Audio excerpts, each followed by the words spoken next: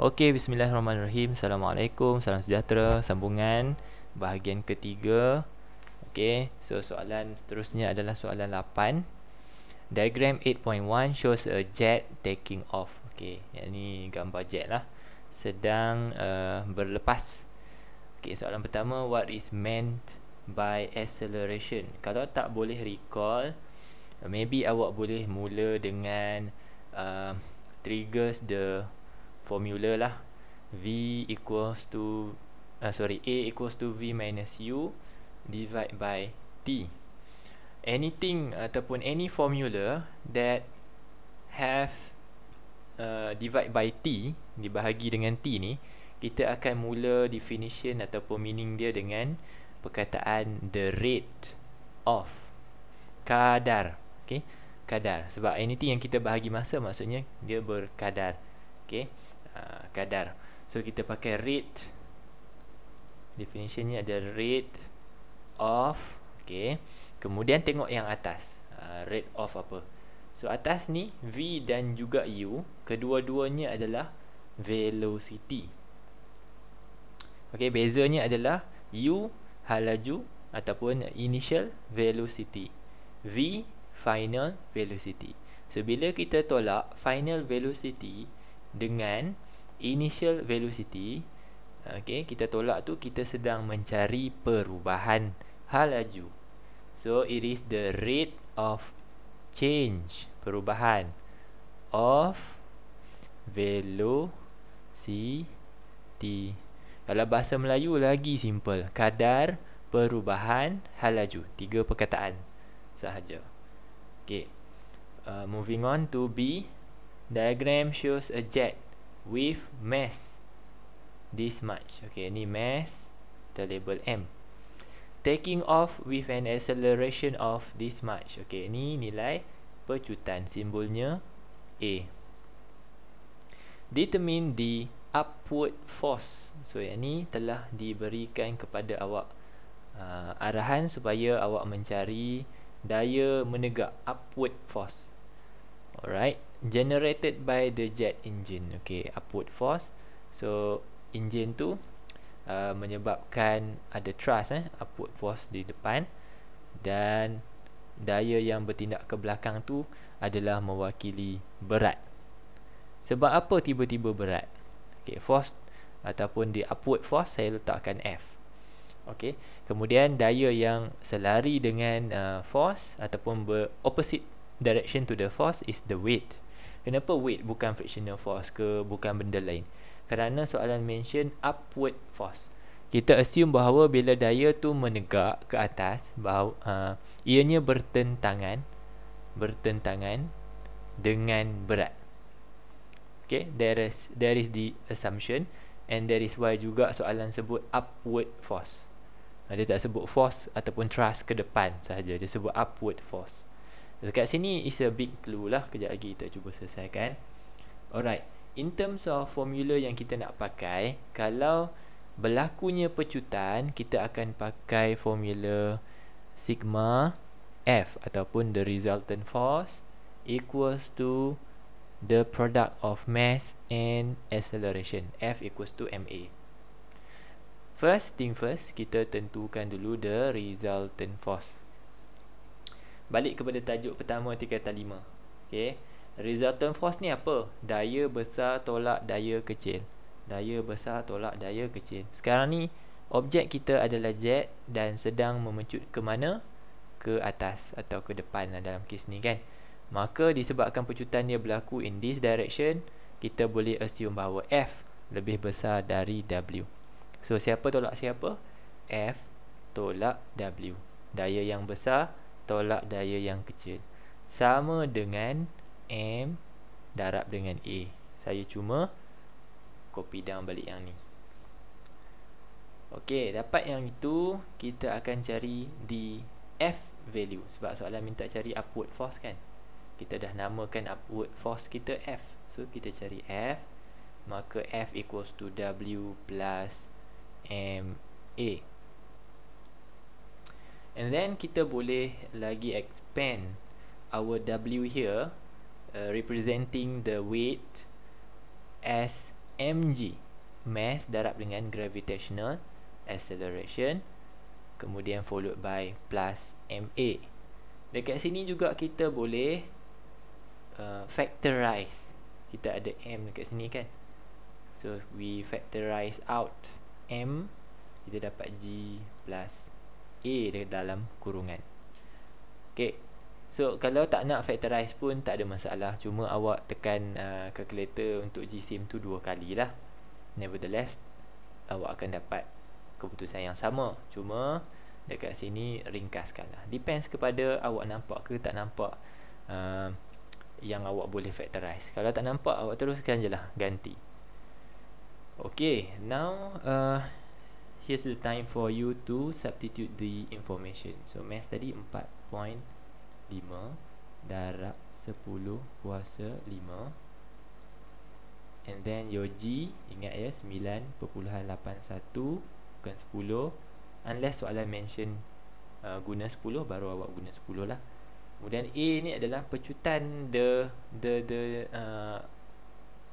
dia panggil, the jet itself. Jet ni lah 30. Okay, kira betul-betul.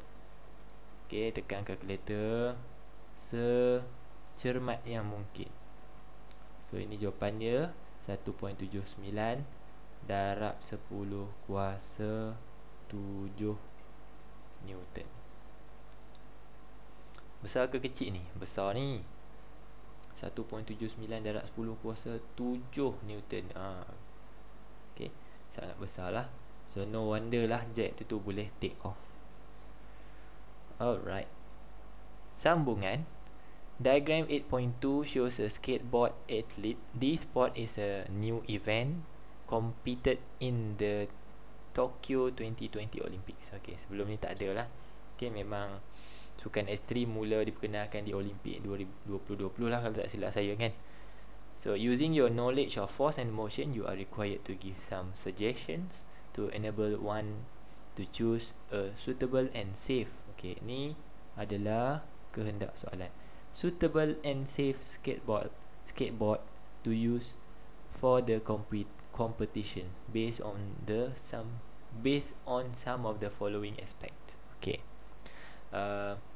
dari segi yang sesuai dan juga selamat. Ingat ya, tu kehendak soalan. Jadi reason awak tu ataupun awak punya pilihan tu mestilah berpandukan kepada kehendak soalan. Number 1, how about the size of the deck? Kita nak ambil yang besar ke yang kecil? Deck tu kalau awak tak tahu adalah bahagian yang ni lah, tempat di mana yang ada grip tape dan juga papan tu lah, papan selaju tu, papan dia tu. Tu dipanggil deck. Okay, papan dia tu. Nak papan dia besar ke papan dia kecil? Jawapannya, the size of deck must be big. Okay, tapi tidaklah besar mana, cuma dalam kes ni kita ada dua pilihan je lah. Takkan kita nak cakap medium pula kan. Mungkin kita pilih big lah, kerana big because when the deck is bigger, the skateboarder will be more stable. Kalau kecil tempat nak pijak dia tu, maka this athlete here will be having difficulty to maintain standing on the skateboard. Payahlah dia nak pijak kan, limited space kan untuk dia pijak tu, limited area.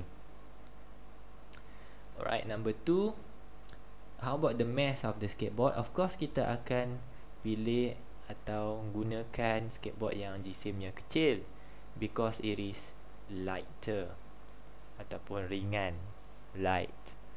Okay, tak ada atlet kalau dia boleh memilih, dia akan pilih skateboard yang paling ringan.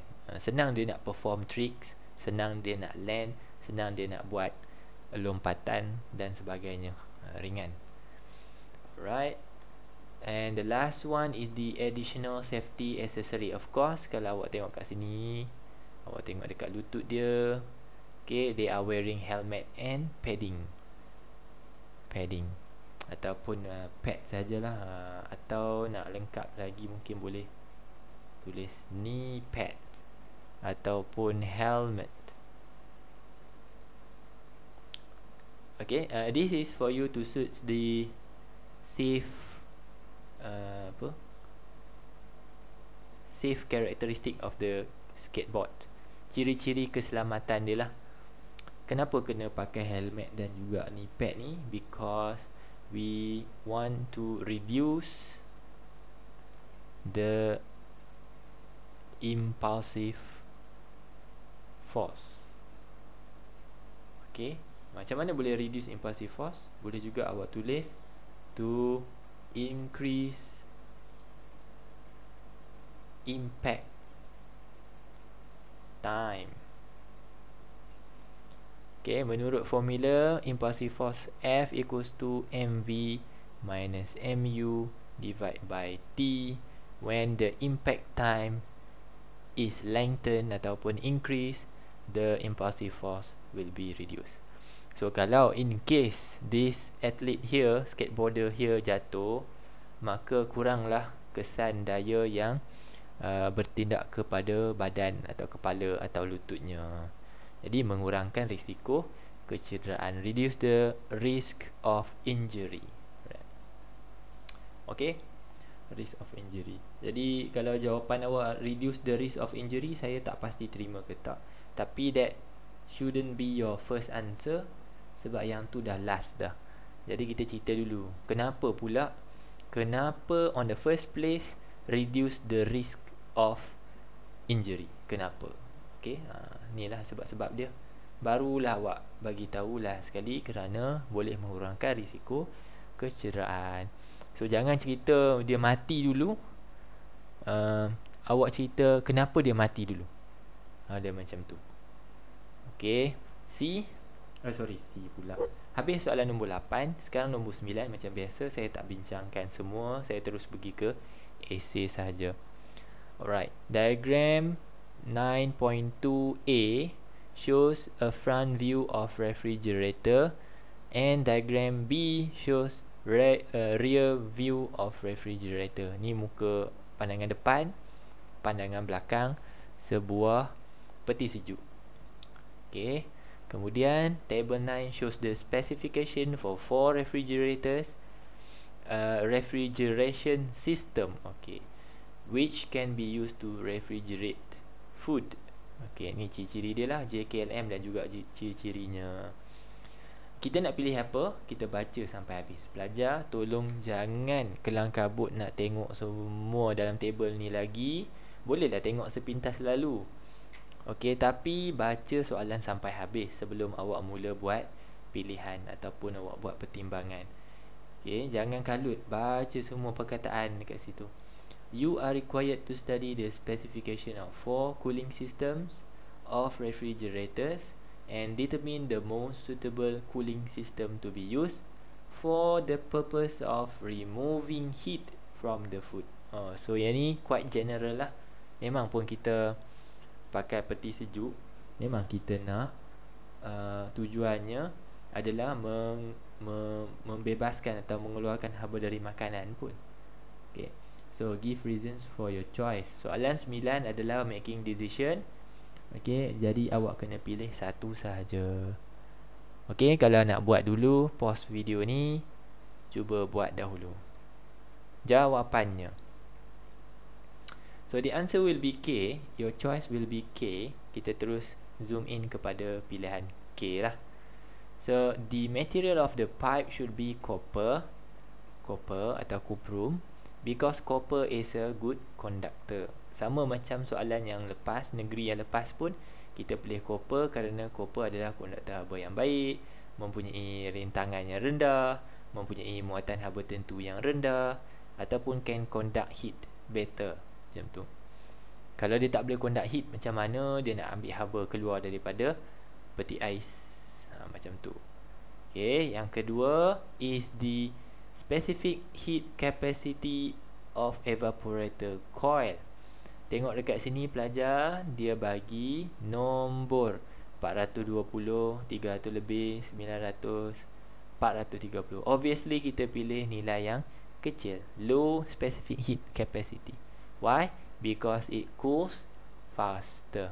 Sekali lagi saya bagi tahu, jangan letak nombor. We are using comparative words such as smaller, bigger, small, big, thicker, thinner, longer, shorter, macam tu.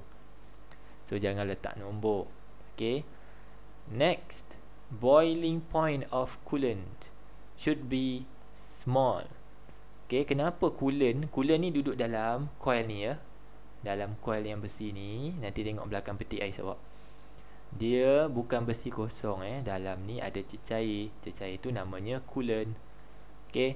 And we are choosing the boiling point of the coolant low because to make it easier to change to gas. Kita tak mau dia dalam cecair pun. Kita nak dia senang berubah kepada gas supaya mudah untuk membawa suhu tu, membawa keluar haba tu daripada peti ais ataupun this condenser coil.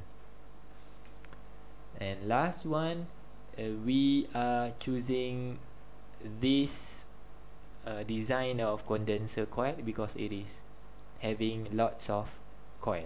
Dia banyak lah, banyak gelang condenser yang banyak, more numbers of condenser coil because to make the release of heat faster. Lagi banyak coil, lagi banyak haba yang boleh dikeluarkan. So you are choosing K because it is using copper, have low specific heat capacity, have a low boiling point and large number of condenser coil. Titik. Okay.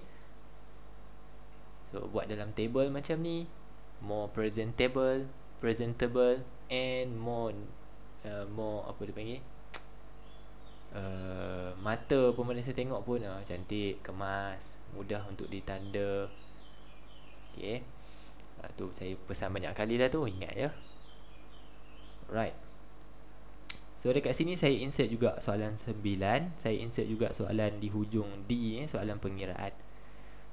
Diagram shows aluminium block of mass 1 kg. Jangan lupa tulis terus simbol. In a cotton and filtered with this power rating. So power rating ni yang pentingnya adalah kita menggunakan emission heater. Ingat ya, bila ada emission heater kita tahu kita ada maklumat power di situ. Siapa yang pernah buat soalan atau dah banyak kali buat soalan tajuk heat yang melibatkan electrical heater atau immersion heater, dia dah tahu dah. Sekejap lagi kita akan cari Q dengan menggunakan hasil darab P dan T. Sebab tu power diberi. Masa pun kejap lagi barangkali ada. Kita baca dulu Tengok diagram. Dia bagi suhu akhir 65, suhu awal 30. Dekat situ kita dah dapat our change in temperature, delta theta kita. Okay, turun lagi. If the power supply is switched on for 11 minutes. Saya dah kata dah, 11 minutes is your time. Jangan tunggu lagi pelajar. Bila soalan dalam tajuk haba, okay, bukan tajuk elektrik tajuk haba, confirm kena tukar pergi saat. Confirm. Kalau tajuk elektrik, kita akan tukar pergi hour untuk soalan yang pengiraan bil elektrik. Yang lain pada tu semua saat lah. Okay. Nanti jangan lupa yang ni kita sertakan bila kita nak masukkan maklumat time. Jangan lupa dalam saat. Right, hitung. Pertama, calculate the energy supplied by the heater for 11 minutes. Tenaga apa yang dibekalkan oleh heater ni? Jawapannya tenaga elektrik. So untuk cari electrical energy,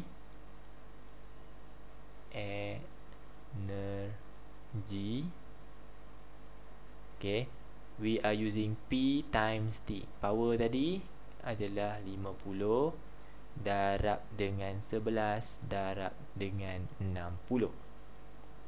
And because it is energy, we are writing it in the unit of joule. Okay, kita dapat 33,000 joule sebagai tenaga yang dibekalkan oleh heater kepada aluminium block. Macam tu. Right, this is number 1. Roman. Number 2, soalan minta calculate the specific heat capacity of aluminium block. Nilai C lah. So untuk ada perubahan suhu, maka kita guna formula Q equals to MC delta theta. Okay. Kalau dalam buku biasanya dia guna theta saja. Saya lebih selesa guna delta theta sebab merujuk kepada perubahan suhu. Kalau theta saja mungkinlah suhu kan. Tak tahulah, terpulang cara masing-masing. Tapi saya selesa guna delta theta supaya saya sedar bahawa itu bukan suhu. Sebab sini ada dua suhu, 65 pun suhu, 30 pun suhu. Jadi kalau kita letak delta theta, kita akan teringat perubahan suhu macam tu. So C yang kita nak cari, kita akan dapat Q bahagi dengan M delta theta. Right, our Q value kita dah kira tadi. Tenaga haba, Q ni tenaga haba, tapi tenaga haba tadi dibekalkan oleh tenaga elektrik. So kita assume bahawa tenaga haba tadi tenaga elektrik tadi semua telah bertukar kepada tenaga haba. So kita dah ada maklumat dia 33,000 dekat atas tu. Bahagi dengan G same berapa? 1 kg kan. Darab dengan perubahan suhu 65 tolak berapa 30. Kiralah dengan cermat. Dapatlah kita nilai specific heat capacity of the aluminium block 942.86. Okay, unit jangan lupa J, kg negatif 1, degree Celsius negatif 1. Okay, macam mana dapat unit tu? Saya tunjuk kejap. Kalau terlupa Okay, Q adalah tenaga haba, unitnya dalam joule. Mass adalah Gsim, unitnya dalam kg. Perubahan suhu dalam unit darjah Celsius. Operasi apa? Bahagi. Jadi J, okay, bahagi. Bila bahagi kita kuasa negatif 1 sebab kita nak bawa naik atas. Dia sebenarnya J per kg degree Celsius. Tapi kita nak buang slash ni, kita tak nak guna tanda bahagi. So kg kalau bawa naik atas jadi kg negatif 1, degree Celsius bawa naik atas jadi degree Celsius negatif 1. Kalau terlupa buatlah macam ni. Okay, tu cara dia lah. Right, number 11, soalan terakhir. Shows a radar system at an airport. The signals will be transmitted from the radar system to determine the location of the aeroplane. Right. Using appropriate physics concept, explain the modifications that need to be done to improve the radar system. Okay, dia dah bagi point dekat bawah ni. Pelajar tengok. You should include the characteristic of the parabolic disc, kemudian position of the parabolic disc, kemudian distance of the signal receiver from the center of the parabolic disc, and the type of wave transmitted. Ada berapa semua kita kira? 1, 2, 3, 4. Ada berapa? Ada 4. Markah berapa? Markah 10. Jadi 4 darab dengan 2, maksudnya kalau awak dapat reason dia, kita baru dapat 8 maksimum. Jadi awak perlu tambah 1. Yang ni yang saya cakap dalam video yang lepas. Siapa yang dah tengok video yang lepas, okay, ni lah pembuktian dia. Saya kata kalau point form dia bagi ataupun isinya atau cadangannya dia bagi 4 saja, awak perlu tambah 1 supaya cukup 5. Nanti bila tambah dengan reason, layaklah dapat 10 markah. Okay, moving on to the answer scheme lah, jawapan dia. So first, the characteristic of the parabolic. First kita nak jawab yang ni dulu. characteristics of the parabolic disc. Ciri-ciri dia lah, kita pilih daripada bahan yang kuat, strong material. Why? Because to make sure ataupun to ensure that it is not easily broken. Okay, sebab kita bukan letak dia dalam bangunan, kita letak kat luar dan saiznya besar, rintangan anginnya tinggi. Jadi kalau kita guna plastik ke, guna something yang mudah bengkok ke, nanti bila ribut, mulalah piring ni akan rosak, penyek dan sebagainya. Jadi it is made from strong material so that it can withstand the ataupun it is not easily broken. Mudahlah macam tu kan. Tak payah bagi tahu lah akibat-akibat apa ni pun tak perlu sebenarnya kan. Tak mudah rosak, cukup. Next kita nak tambah. Okay, ni position ni kan, kita skip kan, kita tambahkan maklumat yang seterusnya, iaitu diameter of the parabolic disc.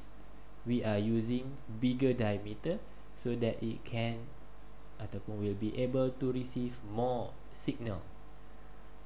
Kita tak boleh lah buat daripada something yang terlampau kecil. Bila kecil, jumlah isyarat yang akan diterima juga sedikit. Tak berbaloi lah macam tu, tak sesuai. Okey, kerana kita bukan mengesan kapal terbang daripada jarak yang dekat, kita sedang mengesan daripada jarak yang jauh. Jadi perlu besar lah. Cukup kat situ kan, 2. So dia tambah kat sini lah characteristics, sebab ada huruf S kan, so dia buat 2. Ni cara dia lah. Okay, cara untuk awak jawab. Nampak tak dia tulis characteristics kat situ pun dah bagi awak clue lah. Maksudnya you can add up, tambah dekat sini. Tapi wajib tak awak tambah karakteristik ni sampai 2? Wajib tak? Jawapannya tak wajib. Awak boleh tambah yang lain juga, tapi ikut pada mana yang awak terfikir lah. Alright, Jack lalu kebetulan. Tak tahu awak dengar ke tak. Sekejap ya. Okay, next, the position of the parabolic disc. Parabolic disc ni bukan nak letak atas lantai je. It should be higher than the surface of the earth. Letak di tempat tinggi lah. Higher position pun betul kalau awak tulis, because to make sure the signal is not blocked. Okay, to avoid the blocking of signals. Boleh. Seterusnya, the distance of the signal receiver from the center parabolic disc. Okay, ni signal receiver is here. Biasa ingat soalan ni kalau tak silap saya dah 2-3 kali dah keluar. So the signal receiver kan, kita ada lengkungan kat sini. The parabolic disc kan dia ada curve dia. Okay, so the signal receiver should be positioned at the focal point of the parabolic disc curve. Dia curve macam ni. Dia curve macam ni. The signal receiver mesti duduk betul-betul atas titik F. Duduk situ. Signal receiver tu must be position di atas titik F. Okay. Kenapa? Must be at the focal point ataupun focal length, sama panjang dengan focal length, ataupun at the focal point. Mana-mana lah, dua-dua boleh. Because all signal will be reflected to the signal receiver. Tengok yang ni ada kaitan dengan pantulan of a curve mirror. Kalau signal jatuh kat sini, signal akan terus difokus kepada titik F macam tu. Kalau signal datang dari sini pun, signal juga akan pergi ke titik F. Signal datang dari atas ni pun, signal akan dipantul pada titik F. Ini ciri-ciri curve mirror. Sama juga dengan parabolic disc ni, dia ada ability untuk reflect the signals onto the focal point. Jadi the signal receiver must be at the focal point. Sama macam piring astro awak. Kalau awak rumah awak ada Astro kan, obviously ada lah kot kan. Tapi sekarang tak tentu juga sebab ramai orang dah unsubscribe Astro kan. So piring Astro awak pun sama, kedudukan dia tu duduk betul-betul atas titik F, dia punya signal dia tu, dia punya tempat signal dia. Kejap lagi awak tengok. Saya rasa Astro dia bukan macam ni, dia tak bersambung di tengah. Kalau tak silap saya, Astro dia ada tepi ni kot, macam tu kot. Dia ada macam cabang tepi tu. Nanti awak tengok lah. Nevertheless, nak bagi tahu bahawa kedudukan tu di atas titik F ataupun pada panjang F. Boleh pilih lah atas titik ke nak buat panjang, mana-mana satu pun betul. Okay. And last one, the type of wave transmitted. Of course kita akan pakai microwave, because microwave have high energy, okay, and high frequency. Okay, high energy, high frequency. Because ini boleh juga mudah dipantulkan, easily reflected. Okay, so 1, 2, 3, 4, 5 5 darab dengan 2, sebab reason ya, dapatlah 10 markah. Okay, itu sahaja untuk video kali ini. Terima kasih kerana menonton. Share lah ilmu yang ada. Okay, teruskan berjuang untuk belajar MR Selangor. Kita tak banyak masa dah. Kita pun jarang berjumpa sebab awak pun dah mula SPM. Ada ujian bertutur, ada ujian mendengar. Jadi kelas pun barangkali jarang-jarang berlaku lah. Tapi kalau awak ambil inisiatif ni, usaha saya yang merakam video banyak kali ni, banyak sesi ni, InsyaAllah momentum awak untuk menjawab fizik tu tak hilang lah, insyaAllah. Saya harap pun begitulah. Ambillah peluang yang ada. Awak nak susah pun, awak nak rajin pun, awak nak struggle pun, sekarang sajalah. Okay, inilah masanya untuk awak membuat pecutan. Terus memecut. Okay, jangan duduk saja-saja. Terima kasih, jaga diri. Jumpa lagi. Assalamualaikum. Bye.